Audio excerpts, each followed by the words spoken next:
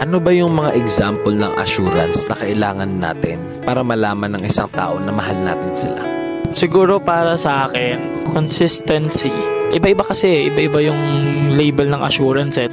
Meron din tayong kailangan na ibigay na assurance pag may label na. Meron din naman tayong pwedeng ibigay na assurance lalo na kapag wala pang label. Siguro dun sa walang label, tapos getting to know each other kayo.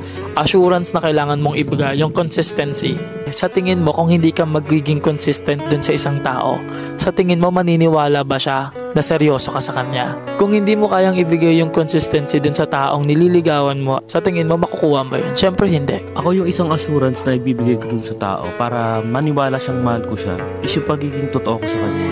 Pagiging totoo sa lahat ng bagay na sinasabi ko sa kanya. Lalo na pag wala pa kayo, dapat lagi ka maging totoo sa partner mo or dun sa kinakasama mo. Ako siguro, isa sa pinakamalaking assurance na nakikita ko is yung time and effort. Kasi kapag kaya kang paglaanan ng oras ng tao, ibig sabihin mahalaga ka sa kanya. Just like tayo, di ba? Sobrang busy natin. Araw-araw may ginagawa tayo. Every hour nag-edit, nag-shoot, ganyan. Pero we still make time for the things na importante sa atin. Ako naniniwala din kasi ako na effort reciprocates interest. Kung minsan ka lang nakausapin at paglaanan ng oras, ibig sabihin hindi siya ganun ka-interesado sa'yo. For example, learning new things. Kung gusto mong matutong mag-gitara, syempre hindi ka naman matututong mag-gitara kung titingnan mo lang ang gitara. Kailangan aralin mo siya, gamitin mo siya, diba? So you put time and effort to it. So I think yun yung isa sa mga pinakamalalaking assurance na kayang ibigay ng isang tao. Minsan, di ba, yun din yung cause ng mga nagiging away. Madami nga kayong pera, mahal yung isa't isa, pero once na yung time na yung nawala, parang nag-fade din yung love, nag-fade yung interest, nawawala yung spark. Doon sa sagot nating lahat, doon papasok yung yung consistent. For example, yung effort, dapat consistent ka dun sa effort na binibigay mo sa tao. Parang isa yun sa pinakamalaking assurance para sa akin na kailangan kong ibigay. Kasi dapat consistent ako dun sa lahat ng pinapakita ko, una pa lang dun sa tao na yun hanggang dulo.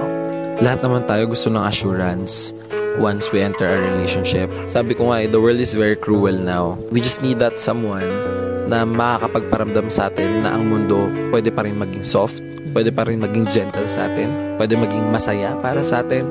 So hindi natin kailangan ng taong kakalabanin lang tayo. Alam mo yun, yung may kasama ka nga pero pakiramdam mo mag-isa ka. Importante din na bago tayo pumasok sa isang relationship, talagang kilalanin natin mang mabuti yung isang tao. Kapag kikilala ka ng tao at papasok ka sa isang relationship, don't be futuristic. See that person as who he is or she is right now. Be realistic. Kasi kung ano yung pinapakita niya sa'yo ngayon, yan na rin yun eh. Ipapakita niya sa'yo hanggang dulo. Pero minsan kasi may mga, alam mo yun, magagaling sa umpisa. Nung minsan, madalas. Siguro, that's also the importance of getting to know each other. Huwag mong madaliin yung pagpasok sa isang relationship. Give it some time. Kilalanin niyo na mabuti ng isa't isa.